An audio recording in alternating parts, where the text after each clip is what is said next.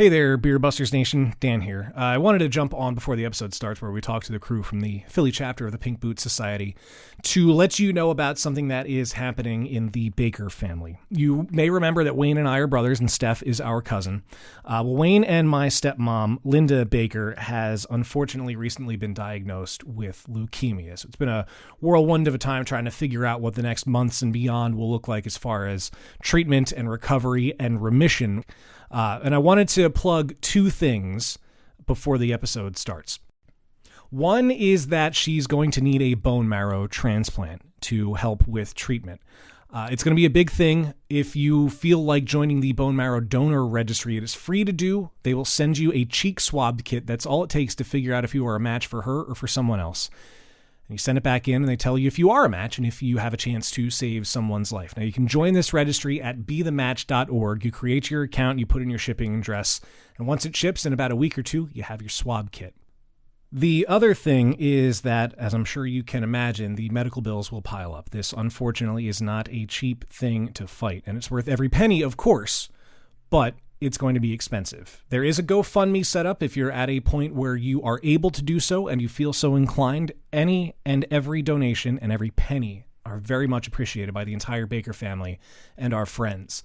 There's a short link you can go to. It's bit.ly/BakerFam23 if you'd like to donate to these bills. There's no pressure. There's no obligation. If you're able to do so, we very much appreciate it, but we understand if not on either of these fronts. Thank you for listening, and I hope you enjoy the episode.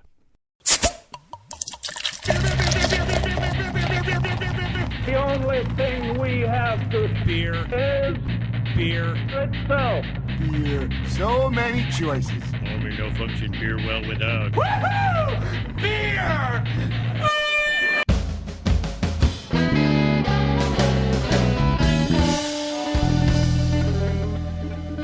Hello and welcome to another episode of Beer Busters. We will bring you the news and reviews of your favorite brews. My name is Dan Baker. I am joined by my co-host and brewologist, Steph Hefner, and the demented and fermented Wayne Baker. Woo! All right, feels good to be doing this again. We have a very jam-packed show for you this episode. We're just going to get straight to it because there's so much that we're going to talk about, and we have several returning guests and a new guest, and I'm very excited to talk to everybody. But we have representatives from the Philly chapter of the Pink Boots Society. We have joining us Brandolyn Armstrong, Harley Chelder, Sarah Jagiella. Hey, Meredith Rebar. Woo! Thank you all for joining us. Oh, man, I'm so excited. And we nailed it in one. We did. Woo! But man, I'm so excited. Before we officially started recording the episode proper, we already can tell we're just going to have a hell of a time. I'm going to do the real quick housekeeping, and then we're just going to dive straight in. Remember, you listening to this, you can follow along with all of the shenanigans on the various socials.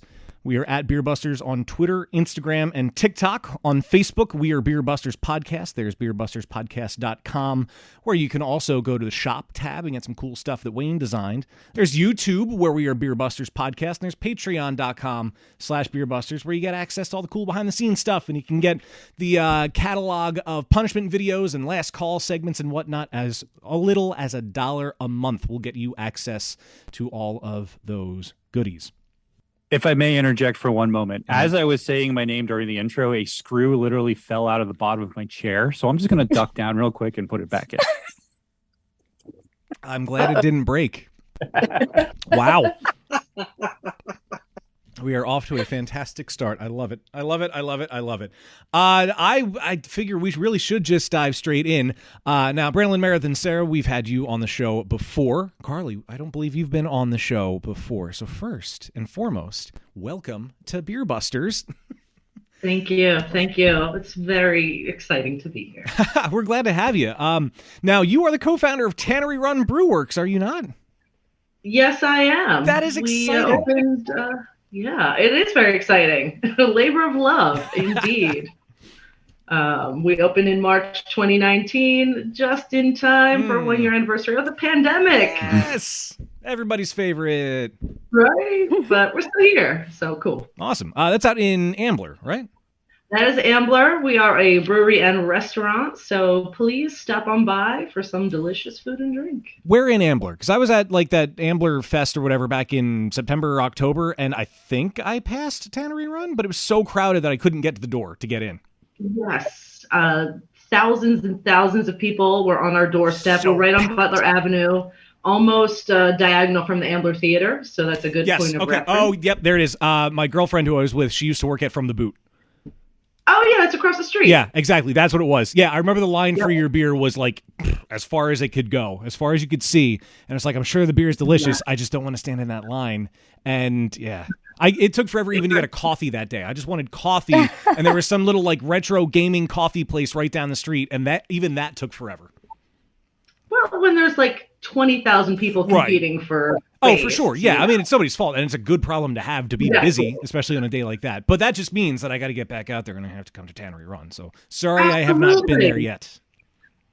Come for maybe Dungeons and Dragons night or Magic the Gathering night or other fun times. So I have to ask about... Wait. Okay, all right. I'll wait. It's very interesting that those are the events that she suggests for Dan. I love it. Well, I mean, D&D night, I'm intrigued by. Is there an ongoing campaign, or is it just like campaign of the week? No, it's actually run through an outside organization, but we are in their rotation now. So it's been pretty successful. You got to get a spot in advance. My son was really disappointed because he did not get a spot in advance, and he really wants to play. Oh, man. Like, so Sander. Oh, that's cold. No. Couldn't pull some strings as the co-founder. Couldn't just be like, hey, let's get him in. I mean, they go long, you know. Yeah. Summer, maybe a different ball game. That's awesome. I got to get back there. We've been talking about going back to Ambler for a while to see this, to go to the places that I couldn't go when it was so crowded, and Tannery Run's definitely on the list. Well, let me know when you're around, and I'll see you there. Yeah, absolutely. And of course, hello to the rest of the Pink Boots representatives that are here. It's so great to see all of you again. So I have to ask, and maybe Brandolyn, I know you're probably just chomping at the bit to say something again, and we love you for it. What's new with Pink Boots? Oh, wow. All of it is new with Pink Boots. It is not all new leadership team. We're going into our second year, which is really cool. So what's new is some programming, some cool events. We actually just had our leadership retreat, which is kind of like an adult sleepover. We actually played Keeping It Saxy. There's a Kenny G board game. What? Yes, there is photographic proof. So what's new is really keeping it saxy. We actually got together. We reflected on, what went really well last year, which was a, inclusive and diversified approach to not only beverage, but inclusion for women and non-binary individuals, which is something I'm very happy and proud of. As everyone knows, the world is kind of changing and we're all figuring out, where we can go for support. And we want to be an inclusive and equitable place, based out of Philly for that in the beverage industry. As you know, a couple of years ago, or maybe you don't know, we opened up to wineries, distilleries, coffee producers, really anything that has fermentation, even kombucha, which is where Sarah kind of represents. And also into, non-alcoholic, which is kind of why I'm drinking NA now. I love it. So yeah, I won't take up all the time, and we can definitely talk about the cool stuff, but really we're getting ready to kick it all off with our next meeting in February at Human Robot in Jenkintown, the Jenkintown location, on the 28th. So that's what's new, and that's what's next. Can I interject? No! I'm sorry. Excusez-moi. It's not new news yet, but so this is we're going into our second year as a 4-person leadership team in Philly. Before us, it was just one person. So I do want to give a shout out to Erin Wallace. She was our leading leader in Philadelphia. She owned the Devil's Den, which is now closed. But she's also on the national board. So from one person to 4. We have split it up. We are doing different things, and that's some new news-ish. That's awesome. Yeah, Erin is amazing. Before we get too far, we should mention the last time our listeners heard Sarah's voice, she was not making kombucha. Right, she was right. with Sly Fox, right, Sarah? Yep, that's it. And I made the jump to kombucha. I'm currently at Baba's Bucha. We're in Phoenixville, and I'm a brewer there. And that was about a year and a half ago, maybe. And it's been a really fun transition. That's awesome. Well, congrats on the transition to that. Why kombucha? Why not? I open-ended question, no judgment. I promise. It's not a jump you hear many people making. I'm curious. The opportunity came about, and I had been making it at home for a bit, and like it's really fun to play with the scobies on a small scale, but now I play with them on a much larger scale, like hundreds of pounds scale. And yeah, it's pretty cool, and it's a nice non-alcoholic option, but it's still in the fermented beverage space, and I love like funky little fermentation bugs. Yeah. Is it true? And she's a cocktail wizard with that kind of stuff too. Oh yes, it's also a great mixer, so it doesn't have to be drunk just NA. I didn't realize that. What kind of cocktails can you make with? I mean, I'm sure there's variations of kombucha, right? But like, what's your go-to kombucha cocktail? Ooh, good question. For me, I think gin pairs the best with a lot of our flavors. So I actually have Believe here right now, which is juniper, ginger, yerba mate, and chlorophyll. And it's green because go Eagles. Go Birds. Go Birds. But yeah, that with a little bit of gin is really nice. That sounds lovely, and I want it right now. That does sound really lovely. Gin's probably my favorite spirit. I don't drink a lot of liquor, but I do love me some gin. Gin is also I'm my mostly favorite. a liquor person these days. There is the home bar. Ooh, so fancy. And I'm out of a few bottles, so I gotta do a restock run to Total Wine. Nice. Is it true, and maybe I've just had misinformation about this, and I've never really read much about kombucha, but is it true that like the fermented parts of it are like good for gut health? Oh, for sure. Okay, yeah. cool. I mean, it's real similar probiotic wise to like yogurt, for instance. Okay. So like the same benefits are that you get probiotic wise from yogurt, you also get from kombucha. Okay. I just learned probably middle of last year that there was also something called a prebiotic, and I had no idea that was a thing. Is it, if I remember, I did like the most limited research on it. The prebiotic is the food for the probiotic? I believe so. I don't want to say anymore because I haven't been Is that like it's pre-workout? Like my teen is like obsessed with like pre-workout, like all this stuff, like pre-workout for the workout. So I think that makes sense. Wait, is We can run with it. pre-workout stretching? That's what I was thinking. Pre-workout is like a powder with like Oh, it's a vitamins substance. and shit. You know, it's like Vitamins you're and feeding shit. your body fuel. I don't know. I really do ask because it is very important to pay attention because they're, you know, the boys are 15, 16 and all kinds of supplements are available. I don't want it to like, you know, be unhealthy, but the pre-workout usually has just a little bit of caffeine. And from my research, it's to help blood circulation. So when you're, I guess, lifting the weights, because, you know, I totally work out all the time. You know, but yes, no, I think that has actually the same concept. You're feeding the probiotics, you're keeping them healthier. It's like yeast nutrient. Okay. Actually, yeah.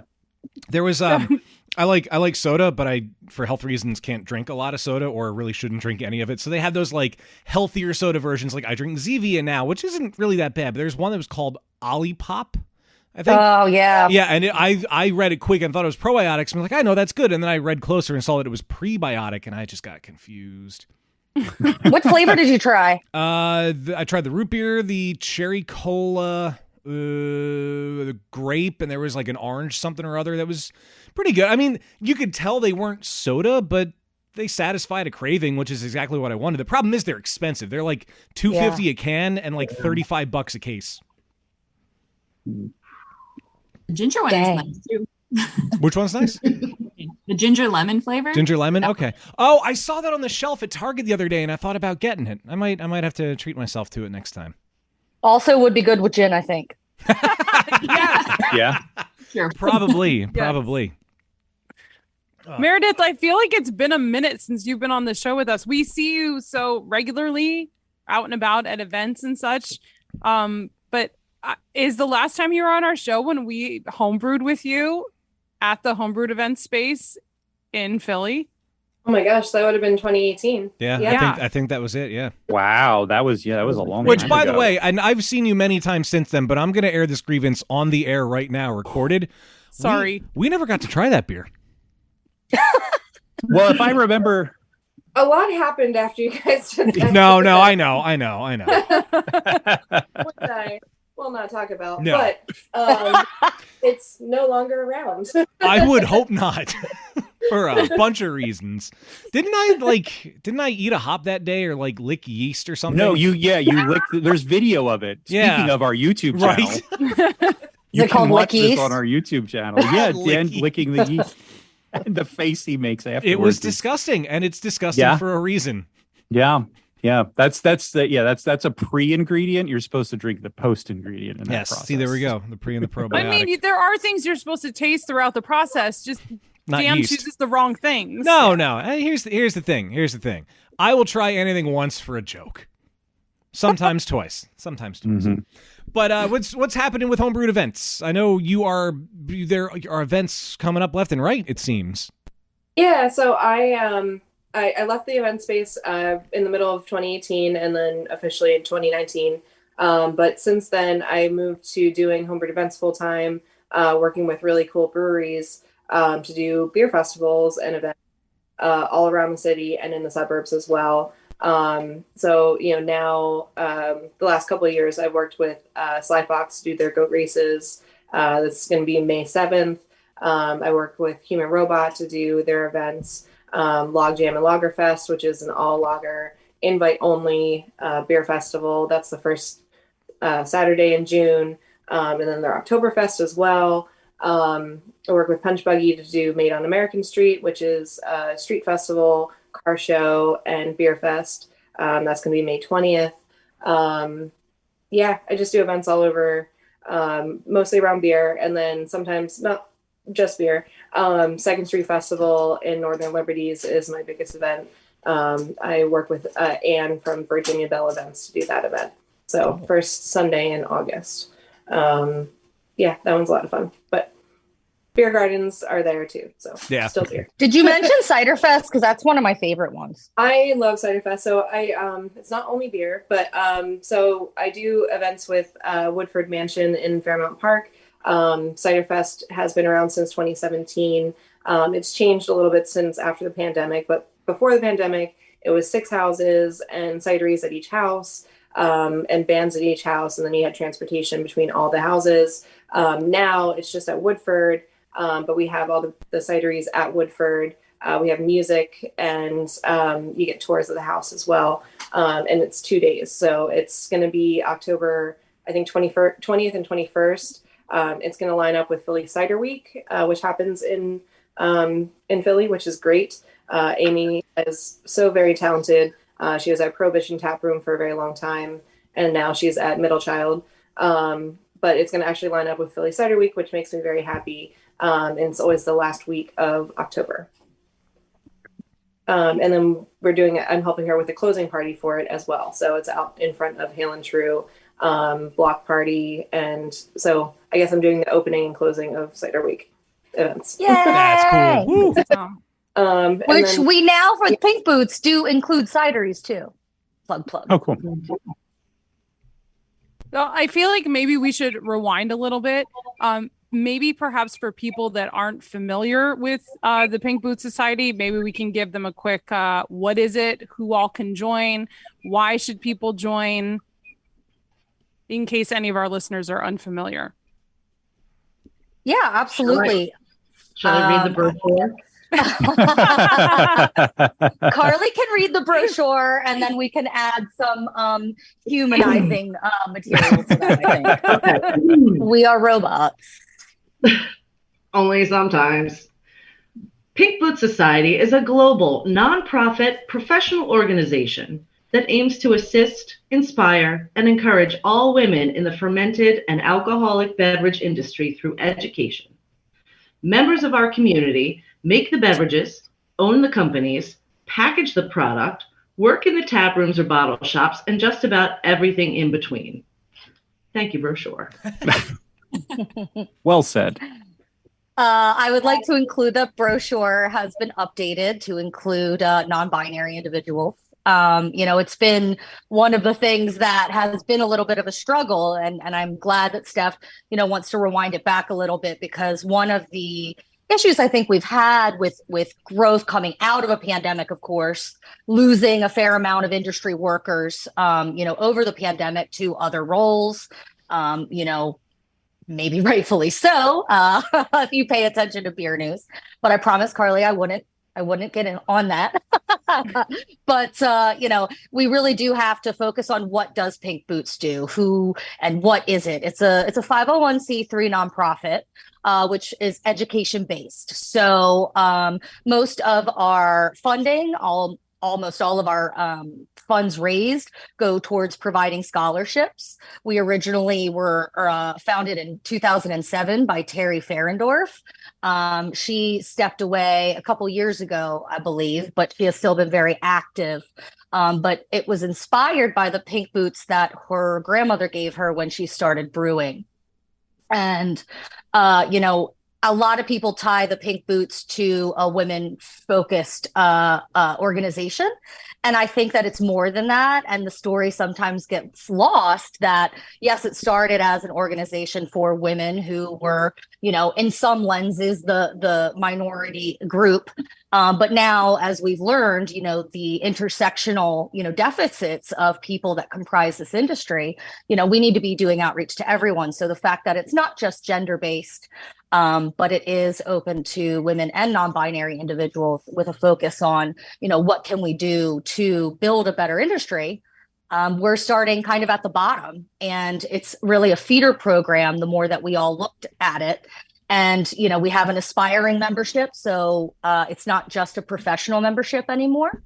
So anybody that's home brewing or possibly interested in getting into any area of the brewing industry, fermented beverage industry, there are a lot of different pathways and scholarships there. And I tend to ramble because I get nervous, but I'm going to stop now. Good job. It's interesting, talking about the sort of evolution of the goals of Pink Boots, sort of beginning representing women in the brewing industry, which is something that we've talked about on this podcast many times, but seeing it evolve, to include non-binary, to be, a little bit more about equity and all those sorts of things. What I'm curious about is how much of that direction comes from like local chapters and how much of that comes from like the national sort of organization down, or is it sort of both ways? Well, I think you guys have known me for a while, and I've personally, transitioned into how I embrace and approach the gender binary, or don't embrace it so much. However, I really do think that it is kind of from the top down recognizing. And when Erin got voted onto the national board, matriculated up, I was her co-leader, and it was very scary. I remember calling Carly and being like, I don't know if I can do this. I still have moments of that, as we all do sometimes. But I didn't really feel like, as some of the things inside me were changing, like maybe it just didn't really jive. And so I think for me, what I needed to hear in my first chapter meeting solo was, what does this mean? Because, this is a very interesting line. Does this mean femme presenting? Does this mean, biological women?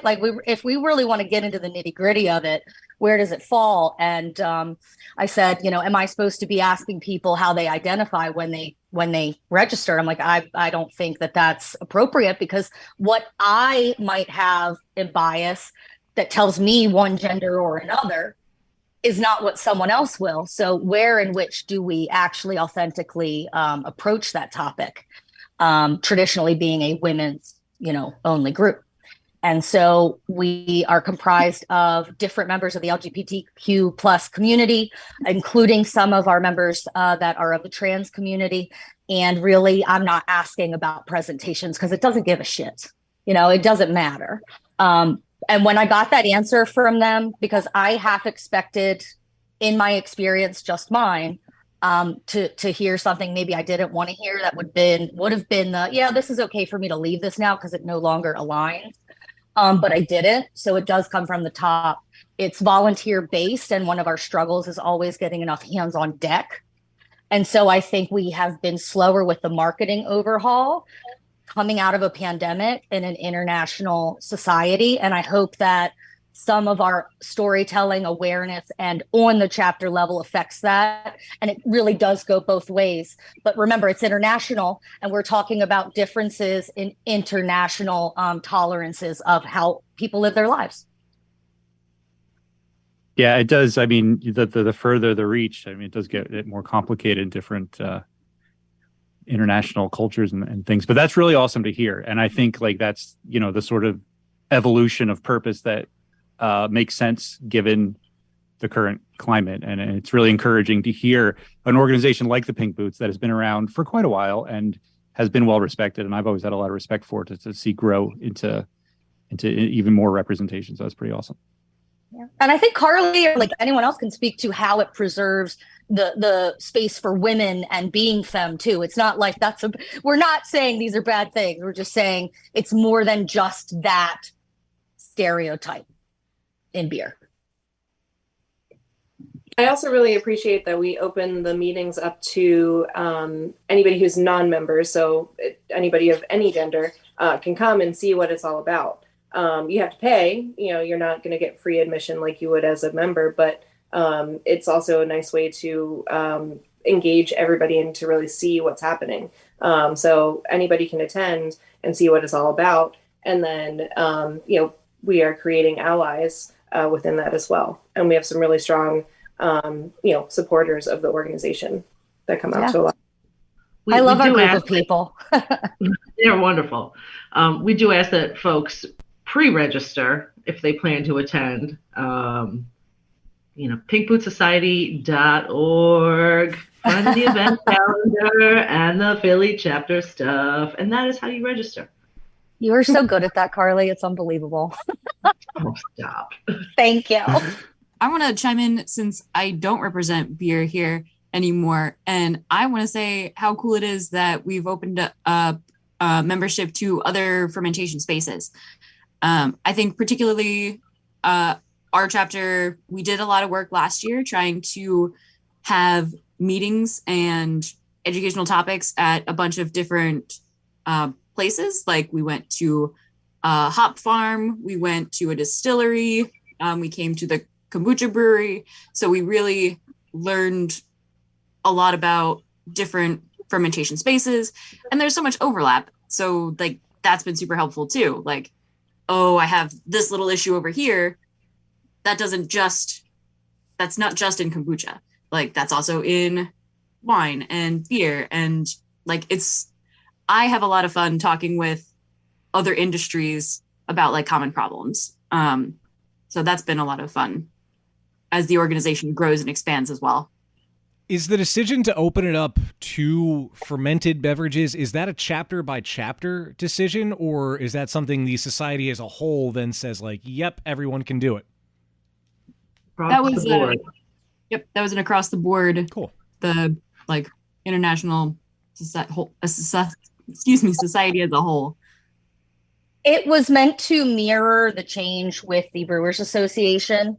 And as you saw, mirrored by the state guilds, really, of opening up, because as the parity of these different manufacturers are all kind of blending together, that we have breweries that are making cider, and cideries making, all this stuff. So I think it was really to mimic the trend in the industry, starting, with the BA making that change. Yeah, I do think I was going to say, I feel like it sort of reflects the world of beer in general has sort of in the last few years opened up to other sorts of fermented beverages and other just fermentation in general. I mean, people tend to move on to like cheese and bread too once you really get into like brewing and stuff. So yeah, that's pretty cool. Yeah, there was somebody we had on the podcast years ago, and I'm not going to name this person, but the quote is, I think true today more than it was then. The future of beer is not beer. I mean, here we are, the changes to Pink Boots and the Guild, that kind of shows it, You can make the jump from beer to kombucha. You can represent cideries along the way after owning your own brewery, and you can put on events and, host events in your own space. And it's nice to see that it completely encompasses fermented beverages as a whole. Now, I have to ask now because it's just in my brain and it just popped in there, and I'm very sorry. Are there like distillers that are in anywhere? Or are there any distillers that are in the Philly chapter? Yeah, we actually just hosted at Philadelphia Distilling. I'll let Meredith maybe touch on that because she did a great job putting that together. But yeah, we do have distillers.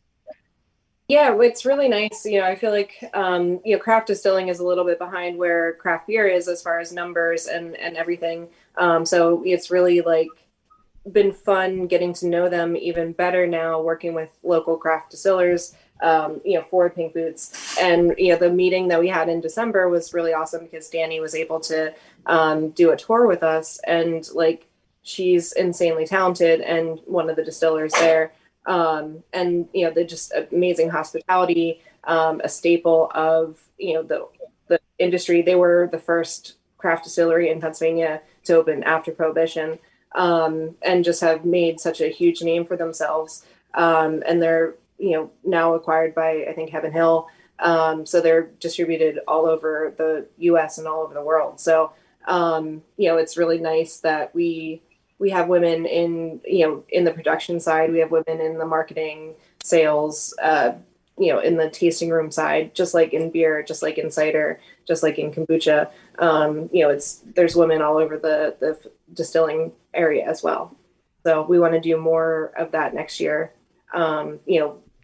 Basically having a balance of, beer and other fermented things. All my favorite things are fermented. Yeah, that's kind of how it is with me too. So, you just taught me two things about Philly Distilling. I had no idea they were the first one after Prohibition, and I didn't know that they were now owned by Heaven Hill. Yeah, they so they're Samson and Surrey, who's their like parent company, also owns like Few, Widow Jane, Tequila Ocho, something else I can't remember the fourth one, and then they just got acquired by Heaven Hill. That's awesome. Yeah. We got to see some top secret ingredients too. But we can't tell what you, were they? or else we'd have to kill you.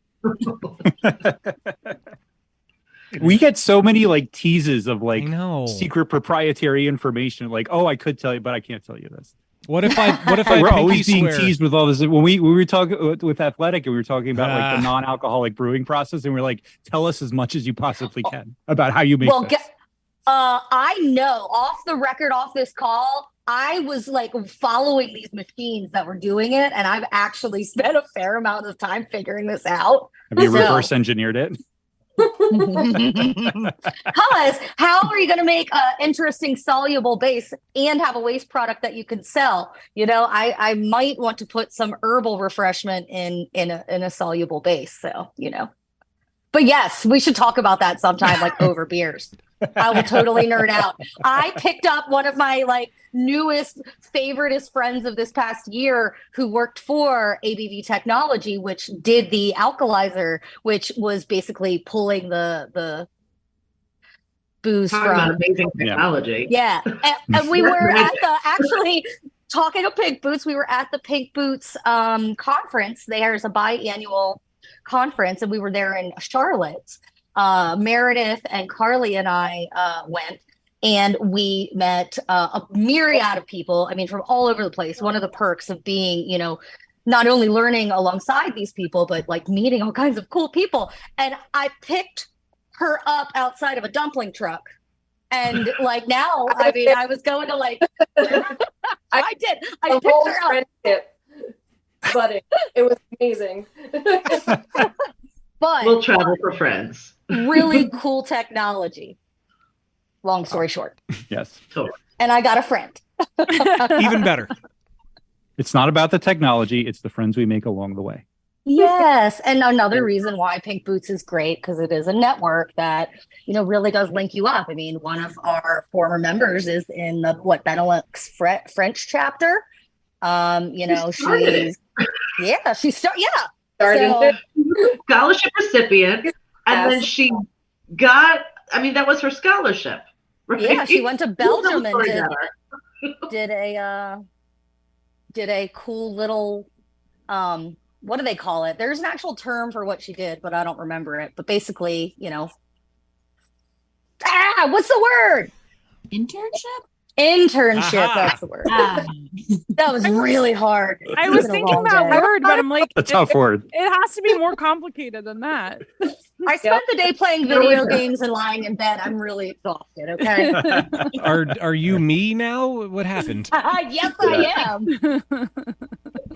No, but it's just really cool to meet so many people from all over and go to those types of events and learn and intersect, because going back to, are all chapters kind of the same? No, there is varying degrees, but we get to come together and hopefully learn the good things and share some of the mistakes and, in a supportive, safe environment, which is important because not all environments are safe, especially when alcohol is involved.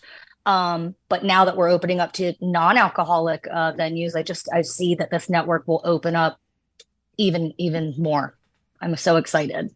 And just the fact that there's so much to learn. I have always specialized in beer, throughout my career, and it's just so much more to learn out there. Like, one of my favorite meetings that we did last year was the kombucha one with Baba's. I had read about how kombucha is made, and I've heard Olga talk about it, but I've never seen it, and it was just so cool actually getting a chance to see it and touch it and taste it and understand what goes into it. So y'all need to Google SCOBY Hotel. Yes. All the terms to get a visual for this. Oh, I have a picture. I can text it. Oh, please do. It puts the lotion on its skin. So much more to learn. It reminds me more of that Doctor Who character who's that really old piece of skin. From the first season, the reboot, stretched out. Yeah. You know what I'm talking about? I know exactly. Am I the only one that's never seen it? It seems like it. You have to lean into the campiness. The first thing that got me with it was it's really campy, but that's kind of how it goes. The episode that got me into it is watch, I forget what season it is, but Blink. Blink is probably the best Doctor Who episode ever. It's what got me into it. I'll write that down. Yeah, watch that episode. And all of Peter Capaldi. And Vincent Van Gogh. And the Van Gogh's really good. Oh, the Van Gogh one. Oh, yeah. I can see why it reminds you of the face. Oh. What were you Googling? What I'm is sorry. this? Oh, that's so weird. SCOBY really Hotel. They're like our pets, really. I see. Take it out and, We sing them songs. Interesting. My sister-in-law sent me home with a SCOBY in a ball jar once, and I had to check it in my luggage because obviously I couldn't take it in my carry-on. And she wrapped it in all these plastic bags and bubble wrap and duct tape. I'm like, they are going to steal my luggage. I cannot believe that I made it home and there wasn't even a slice or a cut. Because, when you bring beer home, often they slice the bubble wrap to look in to see what it is. They didn't even care of this thing. Either somebody knew what it was when they scanned it or they didn't even look at my luggage. But is it considered a solid or a liquid? Good question. I don't know, but I brought one home in my luggage from New Mexico. You still brewing with it? I don't want to admit this, but I never actually used it. I ended up killing him. I didn't really want to take it home because I'm like, I don't really want to make my own kombucha, but she really insisted and I didn't want to say no. And I'm like, well, maybe I'll try it. And then it just kept getting further back in the fridge. And... It's like that sourdough starter that everybody has. It's like, oh yeah, just feed it once a week. It's fine. And you're like, yeah, someday. Yeah, we failed at that too.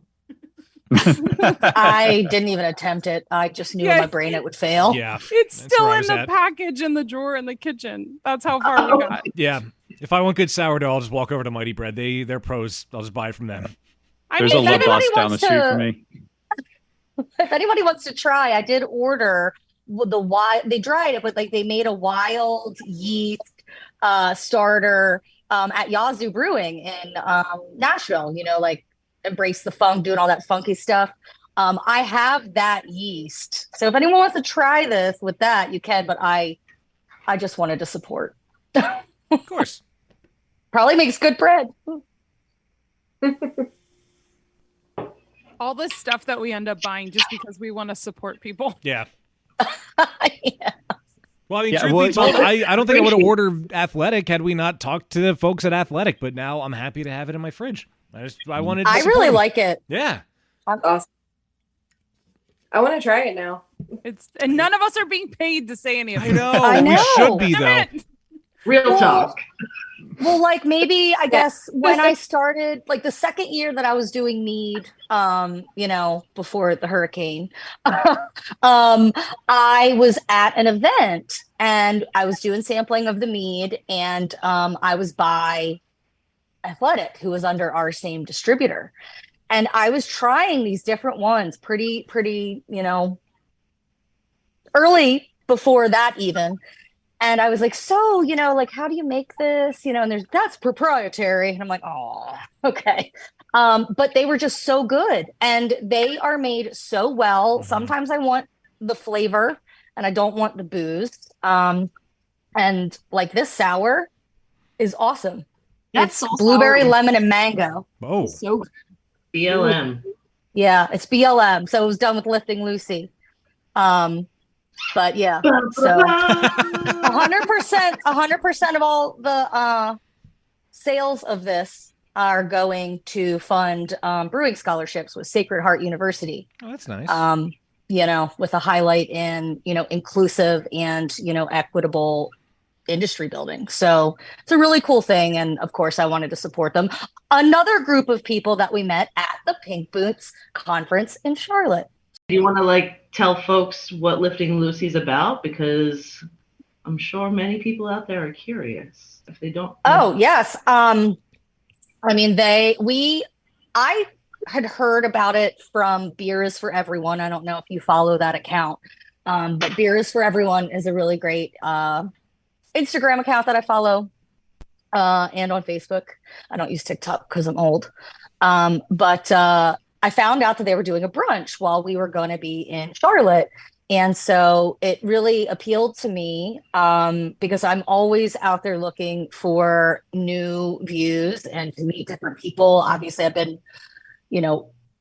in the brewing industry for about a decade and focusing on how do we, build up an industry that isn't just full of margins. And I was like, I would love to meet some really awesome people doing awesome shit.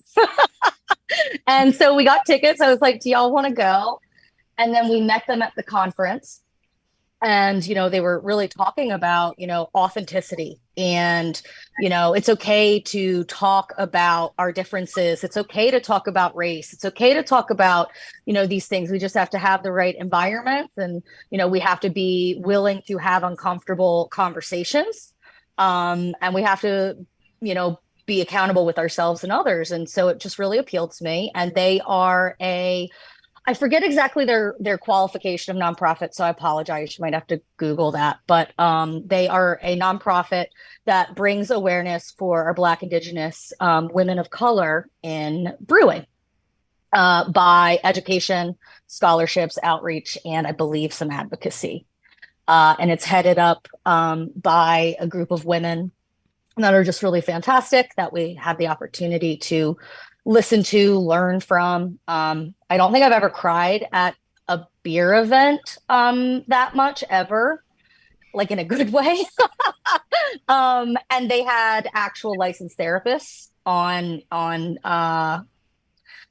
set, basically, I guess, with their event. And they helped me at a time where I needed to feel safer in a industry environment. And I think we all took notes from them. So I just personally have kept supporting. I think we all have really kind of kept in touch as much as you keep in touch, because Pink Boots and Lifting Lucy do work together at times, but they are separate. Yeah, it's just really awesome. I don't know, like Trinice and Ashley and Sarah and Debbie, you know, they're just really great people doing good things. And I like that. That's why we do this. It's volunteer. We all do this for free. I mean, right? And perks like coming on Beer Busters. Thank you. Good save. I'm totally schmoozing you right now. Yeah, right. You've made it now. Oh, I like that logo, the Lifting Lucy one. That's really cool. I couldn't quite see it on your shirt because it was the internet, hands. But yeah, it's really cool. His hands around the glass. That is so cool. The artist is from DC. You know, please read about this on Athletic. Is it athleticbrewing.com? I really should have prepared notes. This is not canned. This is not a paid ad, but it's just really awesome. She is based out of DC, the artist. And the theme was kind of that 90s, you know, hip hop culture and those, you know, bold colors and patterns and the aesthetic in it. And it's funny because that really appealed to me because I'm from Baltimore and my first tape was like Murder Was the Case. And when I met Ashley, she was talking about, you know, hey, let's just not represent our fellow Black and Indigenous people with hip hop nights at your white brewery. And I'm just like, but then I'm standing there and I'm like, but what if I grew up listening to this the whole time? And she goes, you know what? You're right. And I think that's the moment that we zinged, like we really became friends because, you know, that two sides. But, you know, it's that point where you're like, this is all interwoven. This is all part of so much of our culture, but we need to respect where that comes from and use it authentically and not just performatively. And again, more things that I've learned from that organization. Well, we like to see groups of good people doing good things. So that is always nice to hear about. The artist is Sabrina Khadija. I like the website goes through the entire, you know, reasoning behind where the donations are going to, you know, it's for the brewing specific. You know me, I love continued education and brewing. So it's just all around good and the money goes to good things. So go buy a whole lot of it. Definitely. They even have a t-shirt that you can buy on their website, on Athletics website with the can art on. Nice. It's so cool. It's a beautiful design. It is. It really yeah. Just Brandon, you want to show the can again? Oh, I don't think they're showing video of this at all. We're just talking on the audio, right? I know, but just so everybody in the call, I want to see it again. Yeah. And then the listeners can hear a reaction. So pretty. Oh, we're downstairs. I mean, and they probably will, but if and when this makes it into the final cut of the episode, we can put a link in the episode description. Perfect. Love it. Thank you. Make a note. Was to that myself. a note for yourself? Yep. And kind of wink. That's so smart. Yeah. Damn it, why is it every time we record this podcast now I want to order more beer off this stupid website? Because it's freaking good. That's the real talk right there. And they're doing good things with their success. I mean, the NA segment has exploded. Yeah. It's hard that they were at the forefront of that. And I mean, just giving people options when there wasn't really any options. And their Where marketing technology team and- is just yeah. genius. Absolute genius. Well, yeah, I mean, they had a killer sale going for Dry January. And that's what don't get me wrong. I didn't do Dry January, but I bought non-alcoholic beer and took advantage of that sale. It was 50% off. How do you pass up half off? I missed it. Yeah.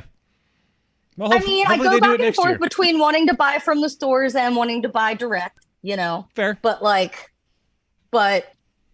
50% off. Yeah, no, it was amazing. I'm glad I got it. I got two, I guess there's 6-packs, 2 6-packs for like $13 with shipping and a free glass.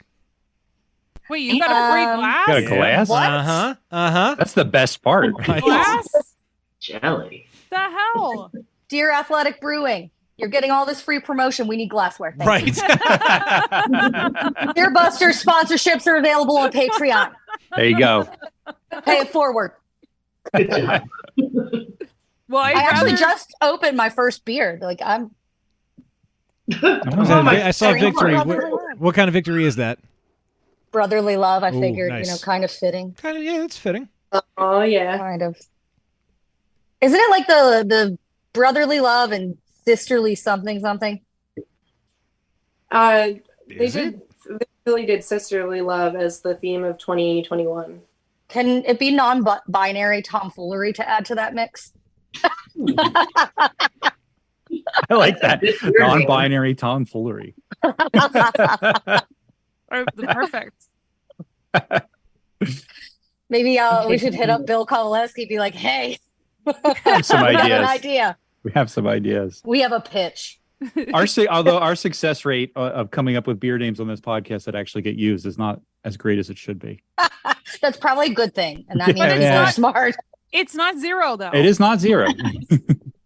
I just had a Johnny Doe yesterday. You did? I What named that episode beer. was that one from? The first time we recorded at Mad Chef. Yeah, it was a long time ago. Yeah. Yeah, and wow. that sandwich post you tagged me in, that sandwich looked amazing, and I wish I would have known about it. We were It is a light lager. I think that's that what it was is. like a last minute. I needed to run down and get some things from Wegmans, and we were like, let's go to Mad Chef for lunch. And both Greg and Francisco were there, and I'm not kidding you. 3 people that were dining there were like, "Have you ever been here before? The food is so good." And I wanted to be like, "No, I've never been here before." but then it made me reminisce about like judging their beer at a homebrew competition. Oh, yeah. like Didn't they make the Mexican chocolate? We were at that same competition. yeah, It was so good, and Francisco was so nice, and Greg was so nice. Like that had to be like 2013, 2014. It was the year before they opened, because I remember the following year after we were done with that same event, we went to Mad Chef and we were all like, "Oh my God, last year we were judging your homebrew and now this year we're in your brewery space." It's special. I love those. I know. guys. I They're the met best. Chef 2014. I was out in Harrisburg for a friend's bachelor party before his wedding that was going to be in California, so that was the whole thing. But I went to the Bacon and Beer Fest in Appalachian, and Mad Chef was there. Francisco was there with Homebrew, since they weren't open yet. And that's when I knew he was going to be quite the character and the recurring character. He makes such good food. And he's such a cool guy. God. I know. Okay, maybe we need to get into like that Lancaster area leadership team, and I should hit up some old pals. You could do like an Eastern Pennsylvania chapter, or would you absorb the Lancaster folks into the Philly chapter? We have that's a good point. We have members all over the eastern side of Pennsylvania. So even though we're Pink Boots Philly, we represent the entire eastern side of the state. Okay. With our resources, with our budget. Obviously we can't be everywhere, so we're working on, virtual and that kind of stuff. But after the pandemic, people were burnt out. So our resources, scholarships, and all that kind of stuff is open to everyone in between. The other chapters in Pennsylvania are Pittsburgh, shout out to them because they're amazing, and the newest chapter, which is Erie. So those are the three chapters of us. In our state, we did historically have Jersey too, but they broke off a couple years ago And formed their own chapter. Yeah. So Which there's is been awesome. a lot of evolution in Pink Boots. Yeah. Yeah. I think we Question? should all, take a Toot our pat on the horns? back for progress. Toot toot. Is there a Pat on the back instead of a toot. And when we're planning, I like toots. oh yeah, when we're planning meetings, we try to switch off between doing Philly and in the suburbs. So we did a good job of it last year of not just doing all the meetings in Philly. Like we had, the hop farm that we visited was Fawn Hill in Reading area. And then we also went out to Evergreen in Harrisburg area. And we're going to do more of that this year as well. So we do a balance of being in the city and then out of the city to, kind of hit all the places, because we work with places that are either have members or we're trying to recruit members or doing cool things. So we want to do a balance between both areas so we can really understand what the chapter is. are there chapters in every state? Like how much coverage? I mean, I know it's international as well, but how many chapters are there in the U.S.? Oh man, I mean, not that you know off the top of your head, but yeah. Off the top of my, there's like a chapter in almost every state, to my knowledge. I probably should have refreshed myself with PBS trivia and dates, but hold on. There's a Google map for this on the Pink Boots website. There's no Alabama. There's no. Well, some are by state and some are by area. So California's got a bunch of them. Yeah. Yeah. California. While we're Googling that, I was just going to say, though, you know, we do and have been working on anyone with interest to do a sub chapter. Basically, we would still have kind of that oversight of Philly with that bigger market, bigger budget from our fundraising and everything. But we can start building some infrastructure in these pockets that need a little bit more, you know, representation that we can't always get out to, you know, more than what we are already doing. So if anybody listening is interested, they're, you know, already a member or aspiring to be a member or aspiring to even join the brewing, you know, beverage industry, let us know. We're always looking for volunteers because it's volunteer work. And you don't have to be a member of just one chapter. You could have multiple chapters under your belt. It's just this, you know, I think a $10 addition per chapter. So per year. Mm-hmm. So if you're interested in, you know, Jersey and Philly, for example, you totally could, and people do. Yeah. I'm a member of Jersey, Eastern PA, Philly, Palm Boots, DC, Maryland, just to kind of keep tabs on what's going on in kind of that mid-Atlantic region. There's a New Zealand chapter. Yes. Because I did a quick and unscientific count, and I think it's about 41 states plus DC. So it is definitely most of them. Your Google is on point. I miss Steph talking. Can Steph talk more? Wow. Damn. Well, I did want to talk about the collaboration brew coming up because I saw Brandel, and I think you're the one that is in charge of the Soch for the Philly chapter. Yes. So I saw you posted today that Workhorse is hosting you guys for the Pink Boots Collaboration Day on, what is that, March 8th? Yes, on March 8th. Also is International Women's Day. And we're going to be utilizing the Pink Boots blend, which is an annual fundraiser done with Yakima Chief hops and Pink Boots. That raises money for individual chapters through the sales, through national chapters through the sales of the hop blend, and through the local chapters for the collaboration brew days that the hop blend is used in. So we're doing that with them this year, and we're very excited. The hop blend is also available to homebrewers as well. It's open to everybody. Yeah. So what is there one beer style that everyone that participates in the brew day does, or is it just you create any beer and just incorporate this hop blend into it? So the cool thing about the Big Brew Day is, yes, it is a excuse to get together with your friends and, you know, have some different libations and snacks and stuff. But most importantly, it's an educational opportunity to see how, you know, things are professionally done in different areas. So our main goal with this brew day and with, you know, previous brew days was, you know, getting some hands-on experience. You know, you never know, because our membership is made up of people that might be, you know, seasoned vets of, you know, fermentation and the brewing industry in multiple categories. And then you have some that are like brand new. So, you know, being able to still see the mash in might not work for one person, but it definitely works for some.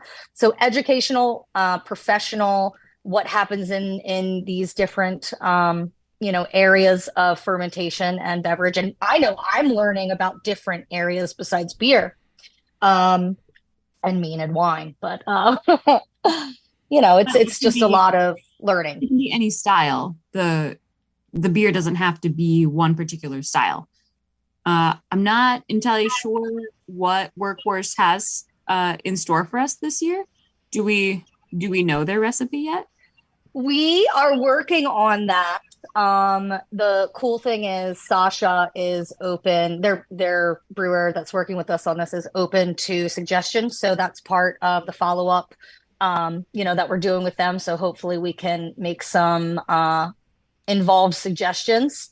I know she had mentioned doing something with lemon and wanting to do something, possibly with some type of honey, which me and honey, like I'm just like, yes, let's put honey in everything. But so Sarah, we're actually going to be able to have, some input based on what their parameters are, which is nice because that's part of it. And understanding what goes into it, not just throwing our monogram on a can.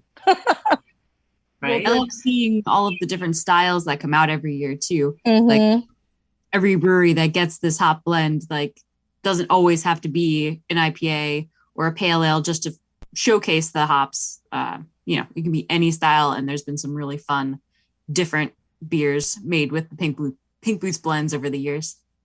Yeah, so anyone can make a beer with it. They just have to register it. It comes with a, commitment of something, whether hosting us educationally or some type of financial donation towards the 501c3. Those are kind of the supporting the organization. But anybody can purchase the hops. $3 per pound goes to National Pink Boots, and then the Collab Brew Days. The local chapters get a fair amount of whatever financial commitment, which is at everyone's discretion. We understand not everybody can afford to, but we still want to be, inclusive. So there are other ways. But yeah.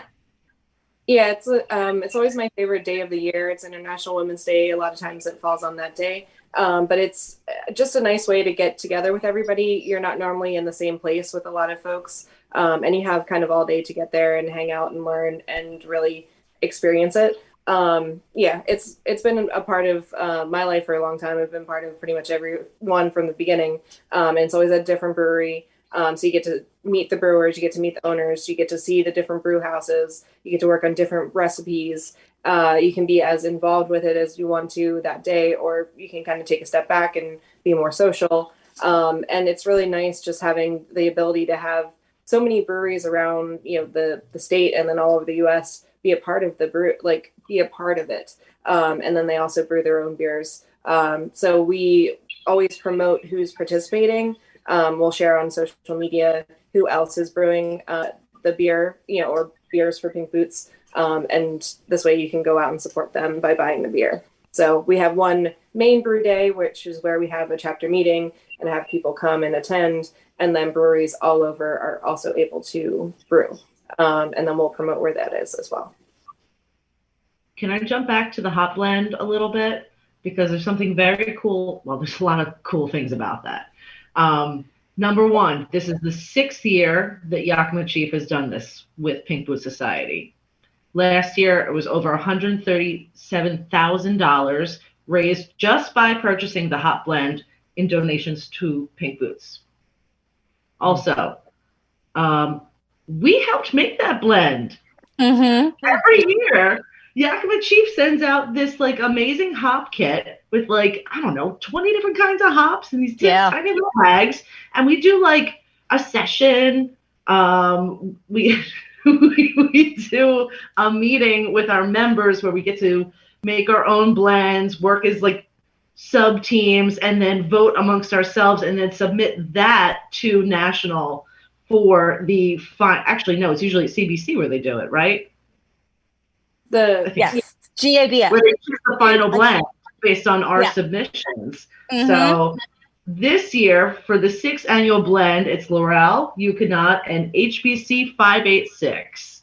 For those who know their hops really well, I don't know them that well, but in terms of aroma profile that we know, citrusy, herbal, stone fruit, tropical, woody. So I believe it is still available for anybody out there, home brewer, official brewer, business, whatever you want.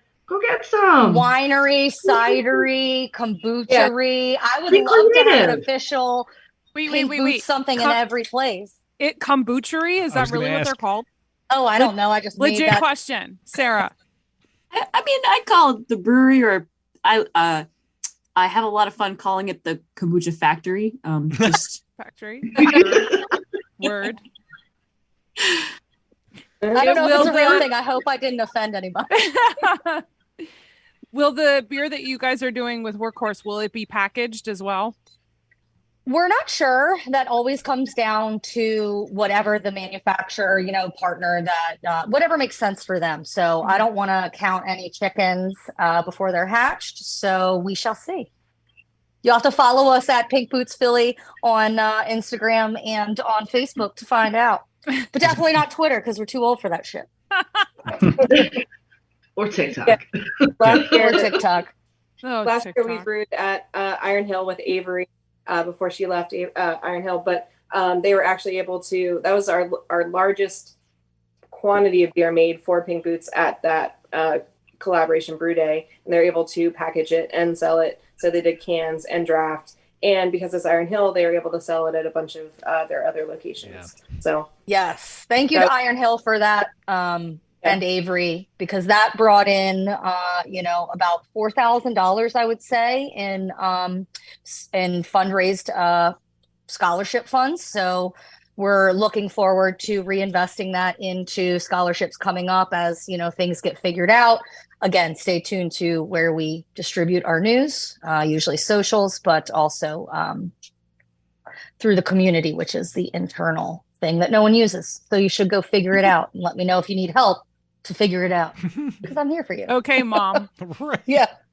I am Mom after how many years of co-leading, and now we have this whole. We had to switch from Facebook, which everyone still uses, I think, to some extent, but to this whole intranet thing during a time where everyone was doing the great burnout of social media. So we have all this really great resource ability on the internet, because on Facebook and stuff, we can't really monitor that. I mean, people screen grabbing things, using it to bully, using it to, there's a lot that goes on the internet.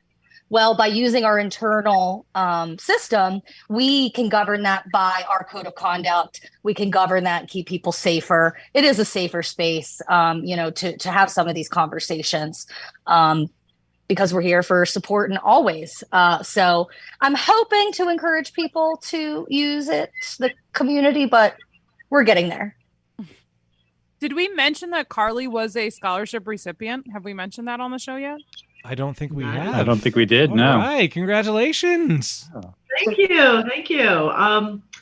Yeah, I joined in 2018 before Tannery Run opened, and it was like, oh my God, the Pink Boots Society, these are my people. And then I was like, oh, they do scholarships? I'm just going to apply. And I did.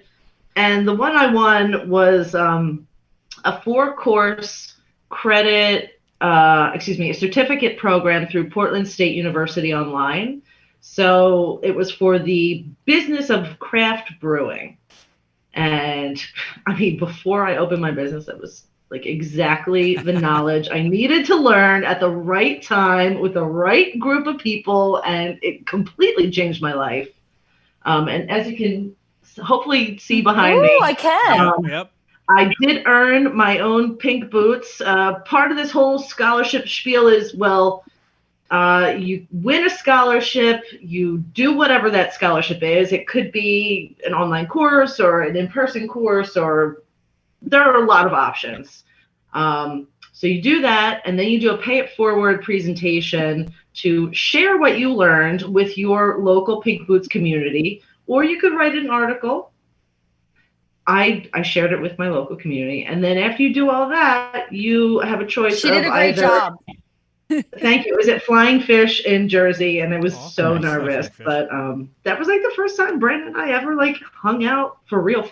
Oh, She drove me Thank to you. the meeting because I was too afraid to drive myself to New Jersey. Thank you, Carly. You inspired me. Thank you for taking a chance on me. Take a chance, take a chance, take a chance. Oh, I'm man. glad you got that. Yay, Abba.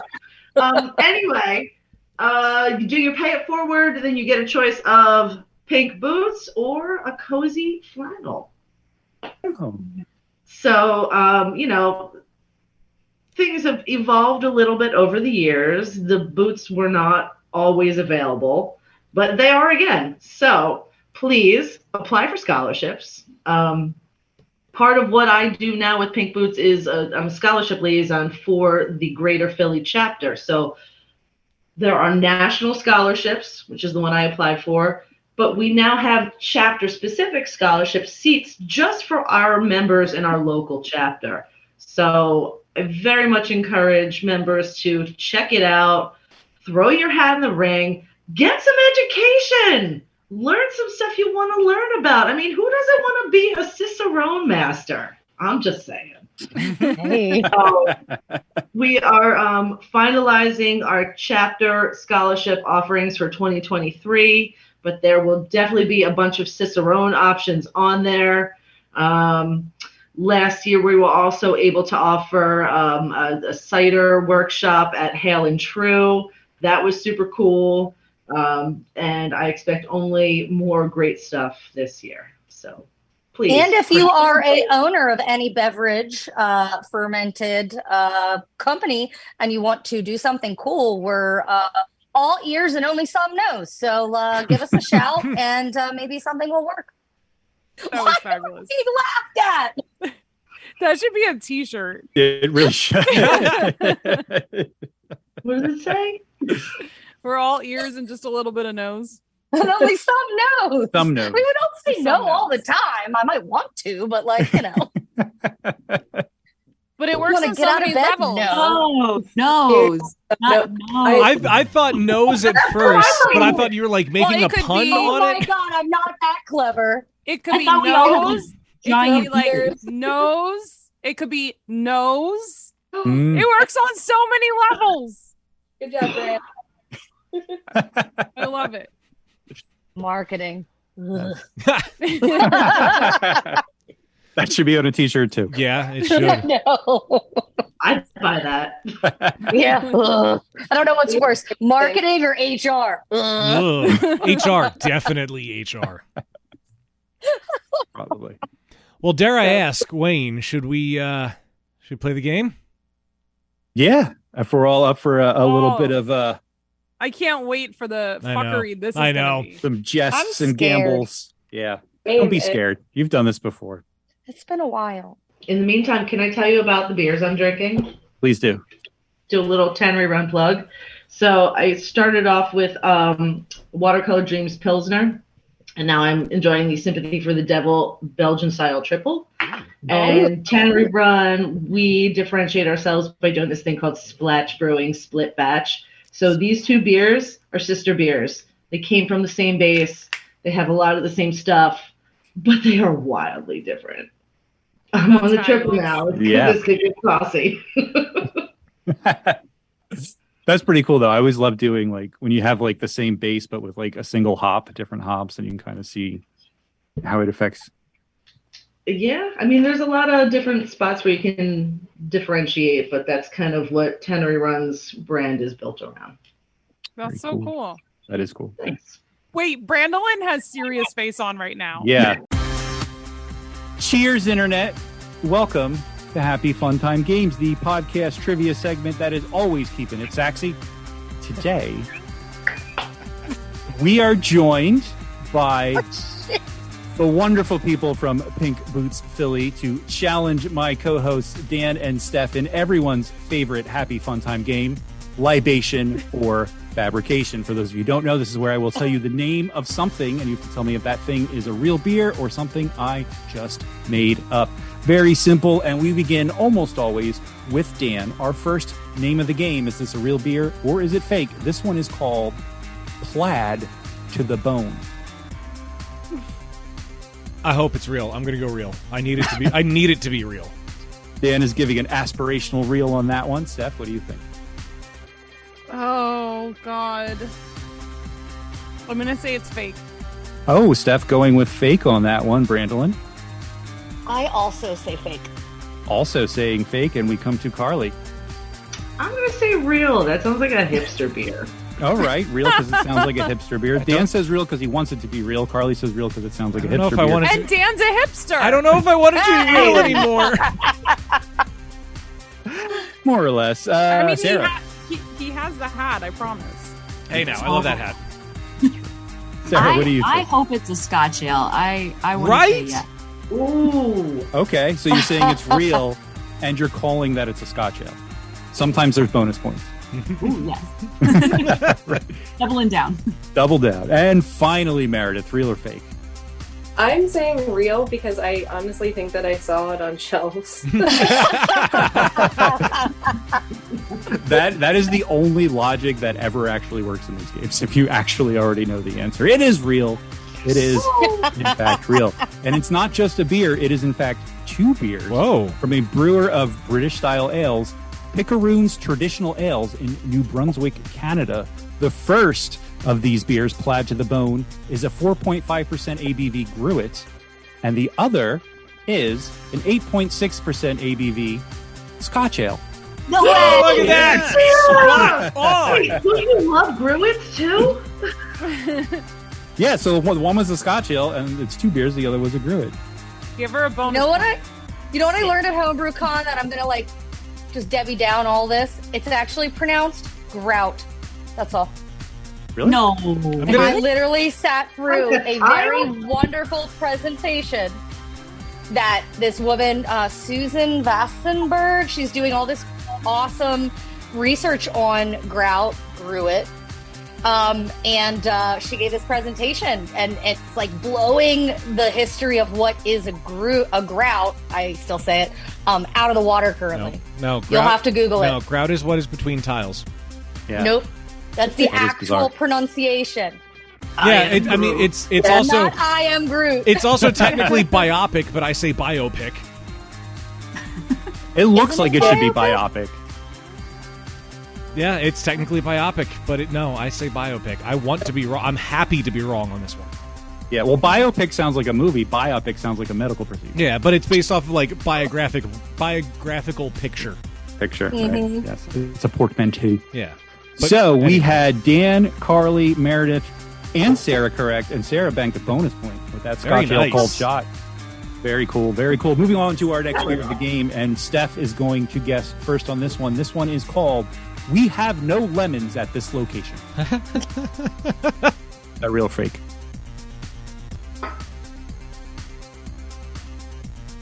My favorite part of these games is watching Steph think.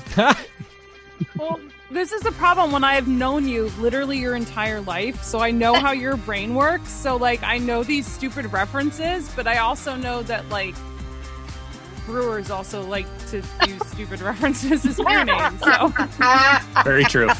so just saying that shit Wayne would have come up with doesn't work anymore. It used to. Well, I think it's fake, but I'm gonna say real. Okay. Think it's fake, but going with real. Brandolyn, what do you think? Do you think it's real? I'm going to say fake. I didn't think that was going to be the last word of that name. Also, Maybe I it's think a whole real. series. It could be a whole series, and they just changed the last word. The perfect party beer. Yeah. And the fruited sours. There's no party involved. There's no party involved. All right, I'm done. Okay. I think I don't know I what think your it's answer real. was. Okay. I think it's real. We've come to Carly now to guess. That's false. Sounds like nonsense. False. Fake news. Sarah. No, I'm going false this time. All right, so no bonus point for the style. Meredith. I'm saying no, just because I can't even imagine how that would fit on a beer label. My second favorite part of these games is when people say no instead of fake. It just sounds so much more sort of like no. Just no. Finally, Dan. I will say fake. Saying fake, lots of fakes, and everyone who said that is correct. It is in fact fake. Sorry, Steph. It is not a beer. It is not a beer. But what it is something I was once told at a Dunkin' with more gravity than should have been involved. And I was subsequently told at another Dunkin', yeah, the same thing, but with a lot less assertiveness. Wait, what Was are it you? a drive-through? Why are you asking for lemons at a Dunkin'? So Jess was getting an unsweetened iced tea and asked for a slice of lemon. And the woman on the other side of the drive-through said, "We have no lemons at this location."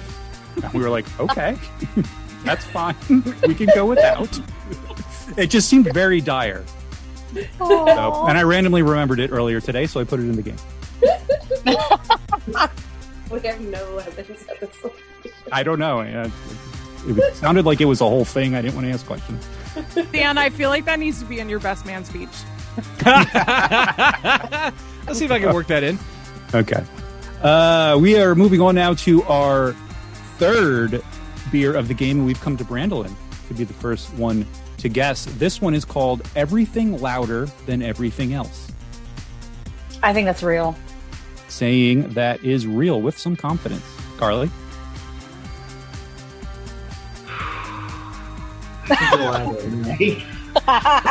Did he?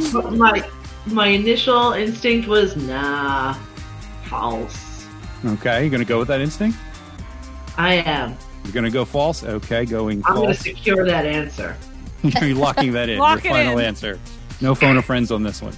Sarah? Everything louder than everything else? Correct. I'll go in real. All right, going real. We've got 2 reals, 1 fake. Meredith? I'm going real too. I hope that it's tied to music somehow and very, very hipster, and it would make me very happy. Okay. I like that Does answer. that make it an idea? Dan, what do you think? It does sound like a song lyric, and I'm trying to place what song it is. I've been trying to do it since you said it. I think it's fake. You think it is fake. Okay, and finally we come to Steph. Real or fake? I think it's real. All right, Steph saying real. She is correct. So is Brandolin, Sarah, and Meredith. It is, in fact, real. It is a 7.5% ABV Saison from Witch's Hat Brewing Company, which is in Michigan. But it's not all. It is also a track from the also classic follow-up to the classic Meatloaf album, Bat Out of Hell, Bat Out of Hell 2, Back into Hell. And it may also be Everywhere All at Once. I'm not sure. Tied to music. Hey. I was going to be like, poker face, but then I feel like that would have given even more away. We have now come to our 4th beer of the game, and we have come to, I believe, Carly to guess first on this one. Our next beer is called Parking Violation. And a maggot on your It's got to sleeve. be like a Philly beer. Sounds like a Philly beer. Hate on the PPA. I say that's That is for true. lovers. Saying that is real. Sarah? Oh, I feel like that's gotta be for true. Gotta be for true, yes. Moving on to Meredith. I don't want it to be real because I hate parking tickets, but You're going with real? Okay. the fights that you get in with the PPA and all the crazy shit for parking in Philly. So I hope it's real, and I hope that it is a Philly brewery. Okay. Another aspirational reel on that one. Dan, what do you think? I'm going to say real, and I'm going to guess it's a hazy IPA. Saying real and calling the style a hazy IPA. Steph, what do you think? Yeah, I think it's real. You think it is real? Brandolin, last but not least, everyone said real so far. I think it's. My gut says fake, and I'm probably going to be wrong, but I think I'm going to go with fake.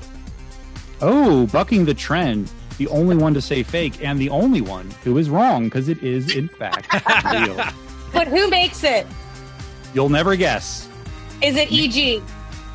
It is Russian River Brewing Company. Oh, wow. Oh! Yes, you can get a parking violation, no maggots on your sleeve, at the inimitable Russian River Brewing Company. But you have to be there because it is a pub-only draft seasonal. It is 5.6% ABV American Pale Ale, so not a hazy IPA. Do they have It is a all parking? Cascade hops in the kettle and dry hopping, yes. Do they have a parking lot, or do you risk a parking violation when you go to get parking violation? I've never been. Depends. The original location, it's meter street parking. Oh. Ah. So they There probably it have is. something for the PPA Very there. appropriate. Yeah. Very Here's the appropriate. story. That's Very what I appropriate. meant. PPA, not SEPTA. PPA. Whatever. I think SEPTA is less annoying than PPA, definitely. Slightly. Yes. Ever so slightly. Ever so slightly. I don't know. I have a weird fondness for SEPTA. I don't know why. Philly Anyway. parking is a line item on my expense sheet because I just am really great at Wait, funding their I thought- initiatives. I thought she was going to say Philly parking is a lie. Come to South Philly. It is. Philly parking and birds are not real. Yep, exactly. Birds are not real. Well, yeah, they're just dinosaurs. Oh my goodness. Yes. We still have more game to play. Let's slog along. We've come to our penultimate beer. Oh, so it's real. Which means we've come to Sarah to guess first on this one. I was losing track. This beer is called Citrus Got Real. Ooh. I like Oh, I hope that's real. I hope that's a Goza. Saying it's real, saying it is a Goza. Okay, Meredith? I think that it's real. I don't want to say hazy IPA because that's very predictable. But hazy IPA. Okay. Everybody calling their shots on this one. Dan? I think it is fake. You think it is fake and without style. Like school on Sunday, no class. Steph? Can you say the name of it one more time? Citrus Got Real. Citrus. Like oranges, Citra. lemons. Yeah. Citrus. Yeah, not citra like the hop. Citrus like the fruit. I'll say it's real and it's a American wheat beer. Oh, a wheat beer. Okay. Interesting. Brandolin? I agree. And second, Steph, in both things. That was my thought too. That hasn't helped you in this game, just so you I know. know. But I'm just going with my gut. I appreciate that because I could just put a ditto mark for your answer for style. So thank you for that. Carly? I also think it's real, but I'm going to agree with Meredith. I think it's a hazy. Oh, okay. So we got two wheats, American wheats specifically. I love how this Hazy? game has It evolved. goes. I know. Oh, yeah. This is what happens when you play a game with this many women. We improve the fucking game. Amen. Growth. I agree. That beer is, in fact, real. It is, in fact, a very real beer. So I'm circling all the reals except for Dan because he's the only one who said it was fake. So sit your ass up and check out Citrus Got Real. It is a sour ale from Springdale Beer Company, the Barrel Fun offshoot of Jack's Abbey. The realness is fermented in stainless steel tanks with grapefruit and orange zest and sits at a leisurely 4.5% ABV. There is a barrel-aged version, which is aged on oak and citrus zest, and that one is 7.25% ABV. So I will accept that if anyone wants to send it to me. At my name. So yeah, no one called the style on that one. Although Sarah, you said Goza, so you were kind of in the ballpark, but not quite right there. So we have now come to our final beer of the game. Now, normally at this point in the game, I add up all the points, see where everyone's at, and then decide the order of operations on the last question based on who's winning and who's losing so that it's all fair. There are too many people and too many numbers involved in this, and there's still one person who hasn't gone first. So Meredith is going to guess first on this one, and that's just the way it's going to go. But in case you're interested, Dan has 3 points. Steph has 3 points. Brandolin has 2 points. Carly has 4 points. Sarah has 6 points. Wow! Including that bonus point. Yeah. Perfect score plus a bonus point so far. Meredith, just about the same. Perfect score, but no bonus point. Meredith has 5. So we have 1 beer left in the game. Meredith, you are going to guess first on this one. This is called Goat Water.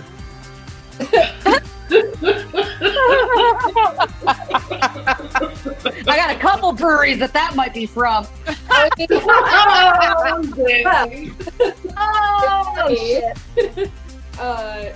Doing the goat races for Sly Fox. I know it's not Sly Fox. So, goat water? Correct. Oh god, that's so weird. Goats are normally associated with Bock beers, but Bock beers are not watery. So it doesn't make any sense. I think you're overthinking it. I'm saying that was my thought process too, right there. This one's too weird, and no, and the brewery that does a goat race, it didn't do it, so no. For all of those reasons, very good reasons, saying it is fake. Dan, what do you think? I will say fake. And I think I have a reason, but I don't think it's a real reason. Would you care to share the reason? No. The reason was you? No. Well, no. So the reason I think it is, and I don't know, like, if it's fake and you came up with it, I don't think you would have had the same train of thought that I did, because the guy Tom Brady retired again, and people are selling the sand from his retirement spot on the beach on eBay, and the bids are up to like over $100,000 or something stupid. So I figured somebody would have done the water and said it's goat, because he was the goat, allegedly. Water. I didn't think about it that way. Okay. That's how I thought when you said GOAT. That's what I thought, greatest of all time. And fun fact, did you know that Tom Brady was the last remaining professional athlete to have been drafted by the Montreal Expos? Oh, wow. Oh, sports ball trivia. I saw it, and I saw it on the internet, and I'm like, this can't be true, because I didn't realize he was drafted as a baseball player first. Me and neither. I Googled it, and lo and behold, in 1995, in the 18th round of the MLB draft, he was drafted by the Spos. Wow. I was still in high school then. So this is the end of an era for the Montreal Expos. Wow. That is, I mean, I don't follow sports at all, but that is a fascinating and amazing Isn't fact. it, though? Like, that's really That cool. is pretty fucking fascinating. That's but, cool. So, I mean, yes, if I work. was smart, I would just say whatever Meredith said, but I also kind of want to try to catch up in points, so I'm just going to say real. Okay, saying that is real. Brandolin? I don't care about winning. I'm going to say I was thinking greatest of all time water, which sounds like something a super douchey producer would do. So I'm going to say it's real. Yep. Real for very, very strange, unfortunate reasons. Carly. I just want to clarify, is it goat water or goat water? Water. It is goat water, which I cannot comfortably say. I say. That's fake. Okay. No one says water. That's fake. It hurts to say it. It does. And mercifully, finally, we have come to Sarah. Is goat water real or fake? Goat water. Like, are seltzers options? Like, do you put seltzers in there sometimes? I mean, I have put drinks that aren't beer in this game before, so yeah, that could happen. And I maybe I did it today. Who knows? No, I had a very similar Bach beer train of thought. I was having anxiety because I was like, but they're so dark. Why would you call it water? No, that's a bad idea. Marketing overload. I'm going fake, but maybe it's a seltzer. Going fake, but if you're wrong, you think it's a seltzer. She's trying to get that point somehow. I like it. Well, fortunately, you were in fact correct. It is in fact fake, making Steph and Brandolin the only ones who got that one wrong. Unfortunately, it is not a beer. It was a basket ingredient on the episode of Chopped I watched just before we started recording. Oh, I love Chopped. Wait, can you explain what exactly it is? So according to Wikipedia, goat water, also referred to as kitty stew, is a stew that is a part of the national cuisine of the Caribbean island of Montserrat. It has been described as a national dish of Montserrat. It has also been described as a national stew. So it's like a goat stew or soup. Why they call it goat water, I don't know.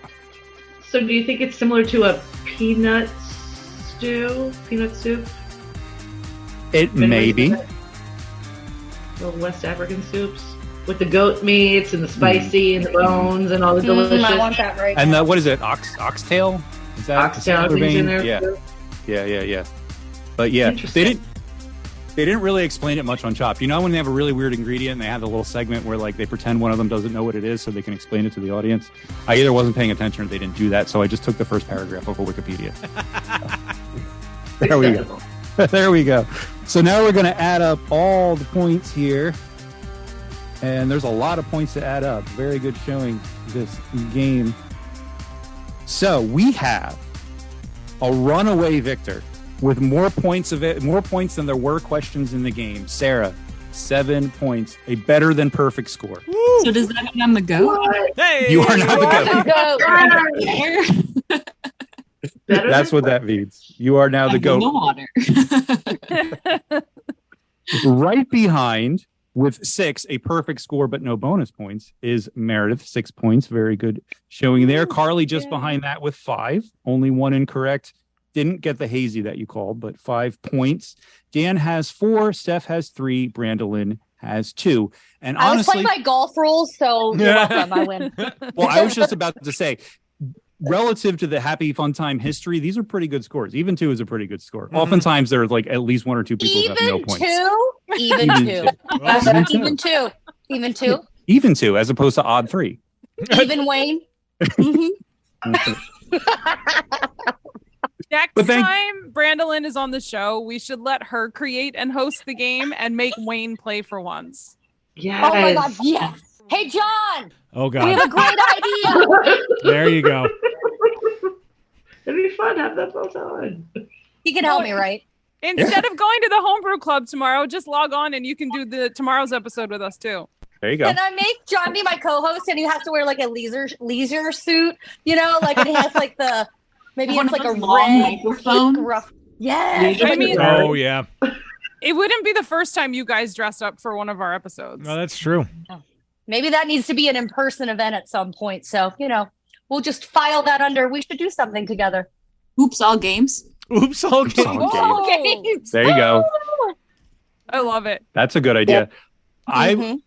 My only demand is that the Bob Barker mic is involved in some way. 'Cause Oh, it that has needs to be. Oh, of course. Oh, yeah. So, yeah. That needs to happen. That needs to happen. All right, let's wrap up this game segment. Thank you all for playing. That was a lot of fun. Everyone did really well. Really like the beer style call outs. That always makes it so much more fun. But this is, of course, the part of the podcast where we must shout out to our most generous patrons on Patreon. We would like to thank the following individuals from the bottom of our collective hearts for keeping the lights on here at Beer Busters, beginning with Jen McDonald. Jalapeno. Classic. Yes, that was Brandolyn. Eric Dixon. Puff puff pass. Dana. It's so tight. That's not what I want to do. James Lamberg. That's amore. Chris Mahoney. Baby steps. That's Chef Sean Sullivan. Too damn delicious. Once again, Brian Mills. It was the most amazing thing in my life. Jill Chivers. I might have to pee. Oh, I know that voice. I might have to pee. John, That's they an have you in old one. sound clip. That's an old Yeah. boy. That's like the first time we met him, I believe. Where are we at? The one and only That's No Baloney, Joe Mansell. If you like pina colada. That's me too. Topher Simmons. It's a really big fucking deal. And finally, Ben Menkel. We cook in a closet?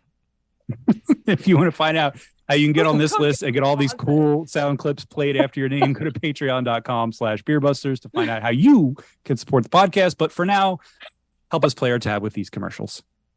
Say, Yvonne, remember when I said I'd have to send away to NASA to calculate your bar tab? Oh, yeah. We all had a good laugh, Mo. The results came back today. You owe me $70 billion. Saluton. That's how you say hello in Esperanto. Esperanto. Very obscure language not many people know of. It was a failed experiment to be a universal language. You're a filthy patak. Not Klingon. If you want to learn a new language to really show us how much better you are, Rosetta Stone. That got mean. That got real mean. Rosetta Stone is where you need to go. Either you're better than us or you want to help pay it forward a little bit. Rosetta Stone has continuously set the standard in Or you learning. want to communicate with more of the human race. Yeah, that sounds way better than what I said. Rosetta Stone has continually set the standard in language learning to enable people to change their world. They have an innovative, technology-driven language learning solution that is used by thousands of schools, businesses, and government organizations, and just millions of average Joes around the world. They've got courses in 30 languages, whether you want to do Spanish, Mandarin, English, or a less prominent one like Swahili, Swedish, or Tagalog. Tagalog. Tagalog. Tagalog? Maybe it's Tagalog. Tagalog. That sounds better than Tagalog. You know, it's like playing tag with log. And if you want to start your language learning journey today, you want to head to rosettapodcast.com/beerbusters because they are offering listeners of Beerbusters a 24-month subscription for less than $8 a month. rosettapodcast.com/beerbusters. Learn a new language today. I think we should have an Oops All soundboard episode, really. You didn't play my favorite one. Which one? Oh, it's Sticky. Oh, Tierney's Sticky. Oh, here it is. I should have known. It was right. I had. Sticky. So I have the soundboard color coded. You're the pink one. You have your own color. Green is generic. At least on this page, green is generic. The like reddish one is Ethan from Stickman. Well, yeah. Yellow is Ken Carell. The like purplish one is James Lambert. On another page, I'm blue. Wayne is orangish. Steph is purple. But yeah, on this page, you have your own color. But Tierney's is right above you, and I should have made it the same color. So sticky. Oh yes. Wasn't there an updated version? Yeah. So sticky. This one was a little. I appreciated this one, but this was kind of forced. Like she had this one ready to go. This sausage is DTF. There was like a sausage based off a beer that was DTF. But the So I Sticky. remember that beer. The first So Sticky was entirely like unintentional. Oh, We just absolutely. grabbed it because it was a funny sound And clip. this The is not second me. one was an intentional remix. And it was Oh not. my gosh. It was not Berlin. That's a good beer name. Intentional remix. Intentional remix. Ooh. Maybe we can get Tierney to come on and be like, it's so sticky. Didn't you do like a syrup beer? Did she? I don't know. Yes, I remember she did like a syrup beer. Wasn't that where the So Sticky came from? I don't even remember where it came You from. expect us to remember? I don't remember either. I don't remember. Well, you know who said I like farts? That's going to be on there. Was that? I like Actually, I Toots. It didn't was say I Brandling. like. It was- I like Toots. I like Toots. Yeah, it's funnier with toots than farts, I think. Yeah. There is a fart sound clip right under yours. Well, then it's a fart. I was just random placement. But now I'm going to put Toots next to farts. I need more John soundbite. Where was he? Why is his not next to you? Hold, please. Oh. I don't have many from him. Where's your glass? Oh my gosh! One That more was- time. Play that again. Play that again. Where's your glass?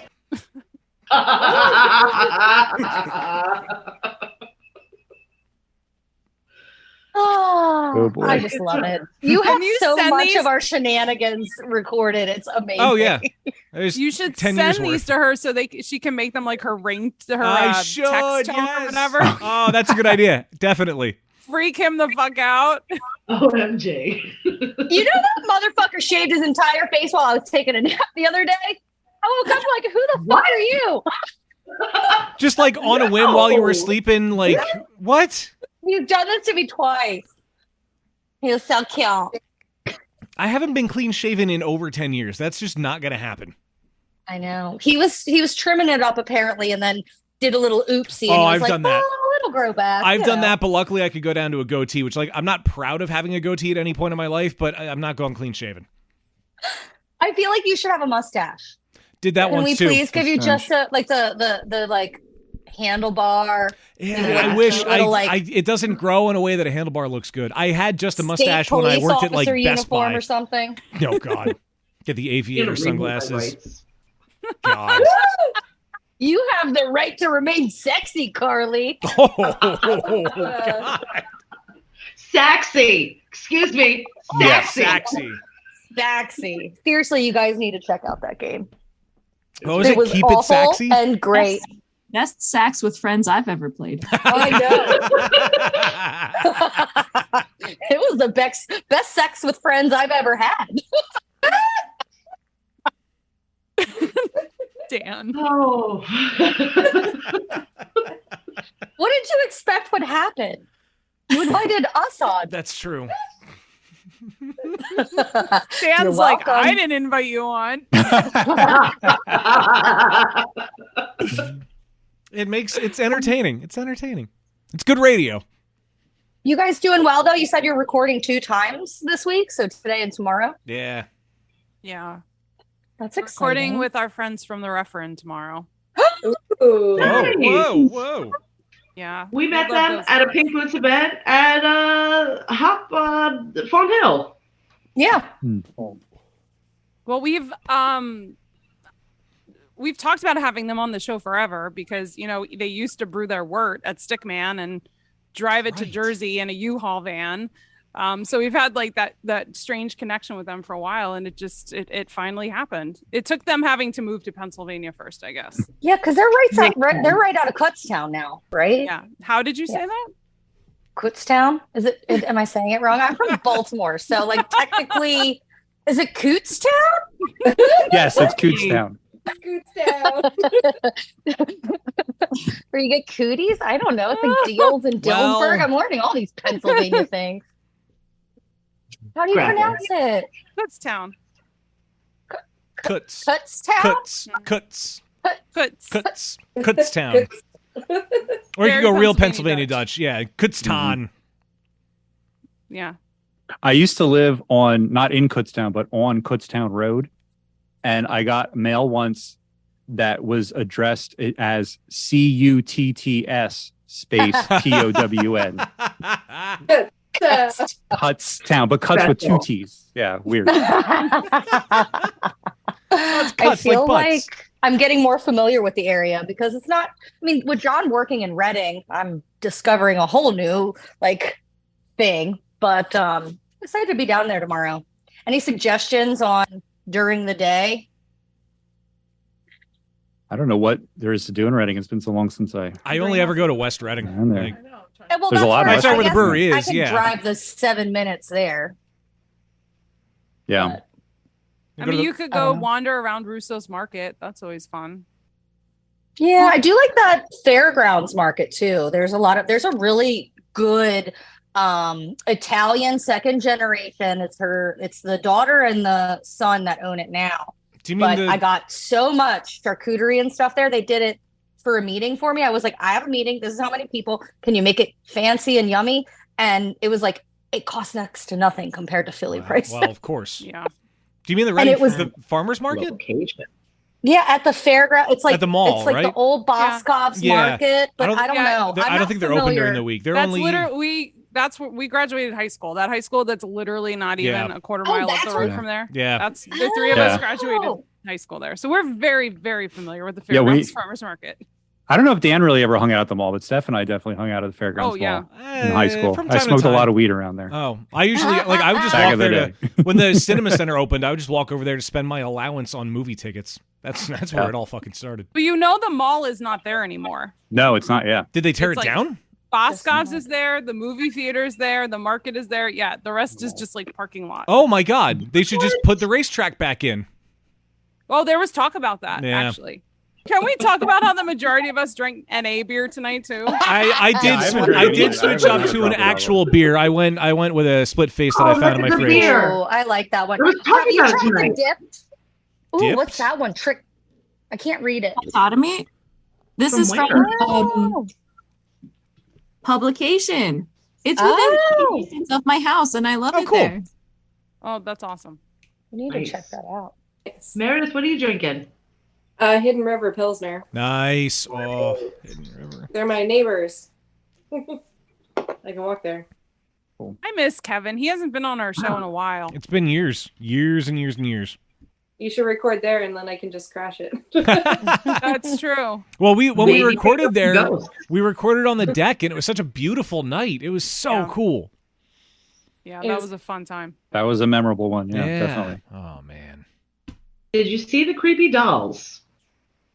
Did we see What? There's a lot of creepy things there. If I did, I mean, I I remember blocked them out. They did like ghost tours and Oh stuff. right, because it's Yeah, we haunted, did isn't that it? for a meeting for Pink Yeah. Boots one time. We did. We had ghost tour like equipment. We were like searching for ghosts, and they did a full tour of the house on the floors that you aren't allowed to go to. Yeah, we went into a creepy room with lots of creepy dolls. She showed us pictures that like people took that captured some of the ghosts that are in the house. But why yeah, is I it thought- haunted? What it's happened? cool.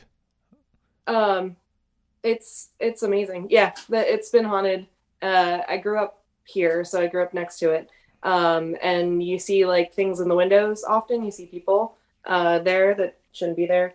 Yeah, there's weird. My friend worked there as a server when it was a restaurant, and she told me about a bunch of weird stuff that happened while she was there.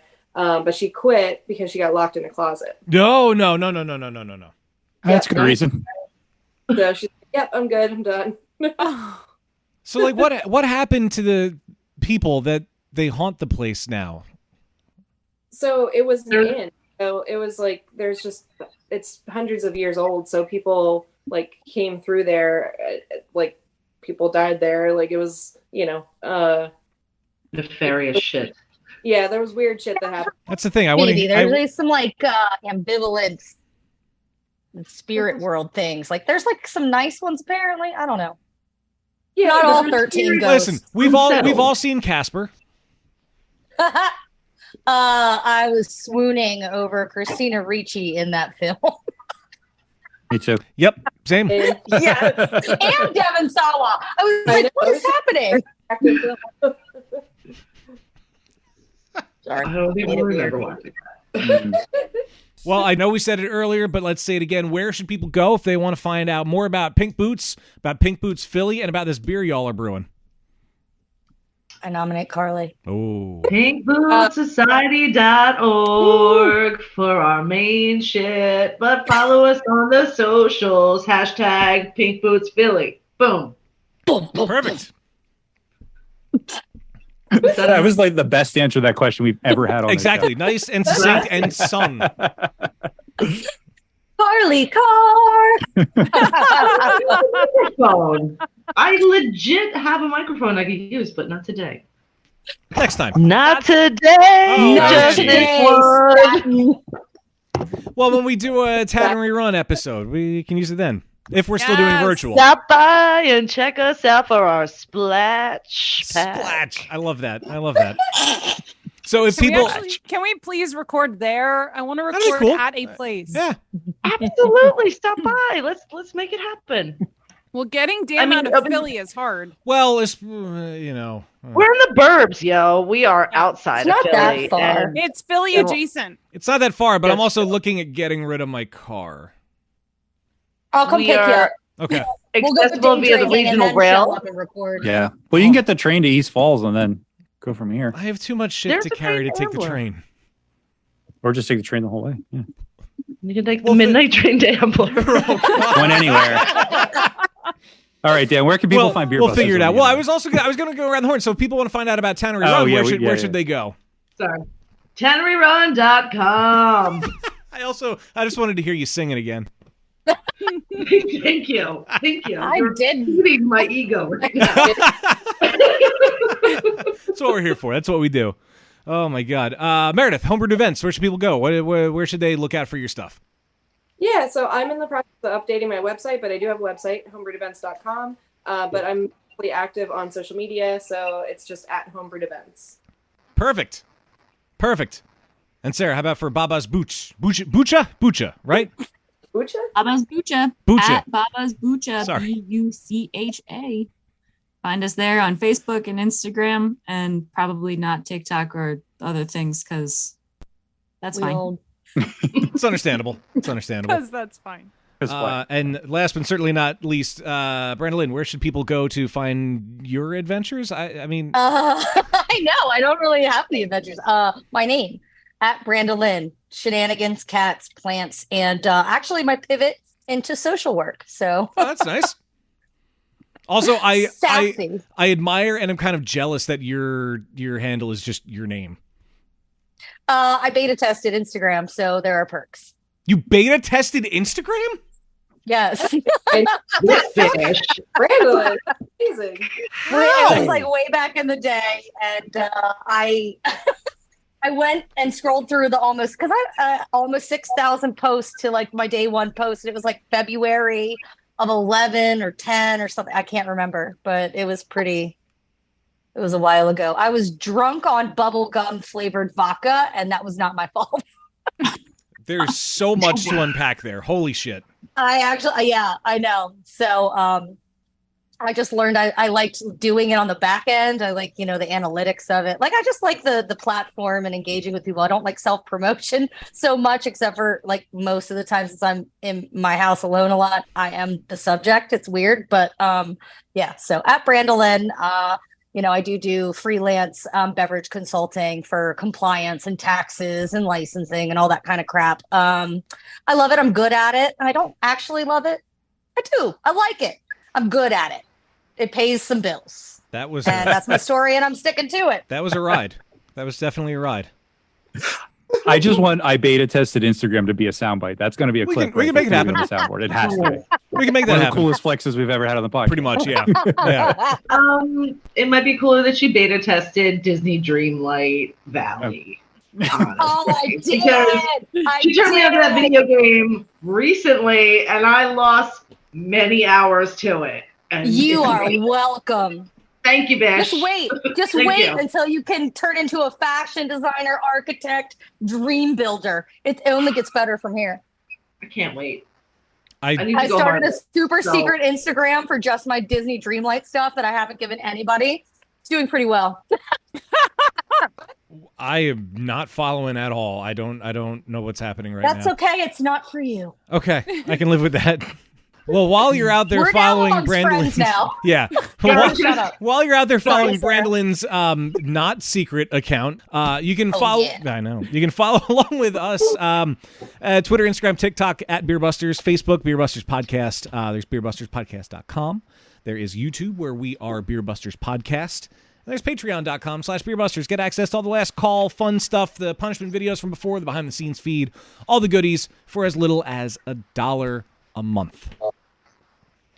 Well, I think unfortunately this does bring us to the end of another episode of Beer Busters. Thank you one and all for joining. This was so cool. It was fun to learn about everything Pink Boots and to see what you all are up to, and of course all the shenanigans and such. Thank you everybody for joining. Thank you for having us. Of course. Yeah. Well, man. Remember to leave a rating and review if you can on your podcast app of choice. Do that for all the shows that you listen to. Thank you for listening, of course. My name is Dan Baker. I am joined by my co-host and brewologist. I'm pretty sure Wayne is making his own 90s alternative music video right now. Probably. You caught me. Steph Hefner. And the Demented and Fermented, Wayne Baker. We'll see you next time. The listeners couldn't see the gesture I just did, but it was very cool.